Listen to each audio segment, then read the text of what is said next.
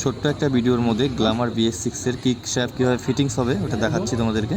দেখতে পাচ্ছ এই গ্রুপটা তোমার এইখানটায় লাগবে কিক শ্যাফের। তো ফিটিংস করব এখন, দেখো তোমরা ভিডিওটা পুরো।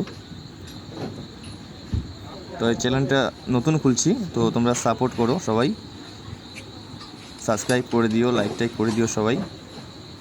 তো এই স্প্রিংটা যে আছে, স্প্রিংটা উপরের দিকে গ্রুপে বসবে, তো উপরের দিকে উঠায় গ্রুপে বসায় দিব, দেখাচ্ছি তোমাদেরকে।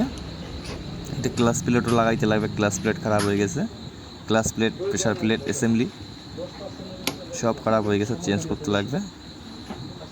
তো আমাদের কিক স্প্রিং বসে গেছে, বাস খুলে গেছে, দাঁড়াও দেখাচ্ছি তোমাদেরকে, বাস হয়ে গেছে আমাদের। তো এখন কিকটা মাইরে দেখবো যে রিটার্ন হচ্ছে কিনা, কিকটা কাজ করতেছে কিনা ঠিক মতো। এটা ক্লাস প্লেট খুললে পরে মানে স্প্রিংটা খুলে যায়, তো অনেক সমস্যা হয় অনেকের। তো দেখতে পাচ্ছ একদম ইজি প্রসেস, তো খুলে গেছে। এটা মানে ক্লাস অ্যাসেম্বলি লাগানোর পরে এটা খুলে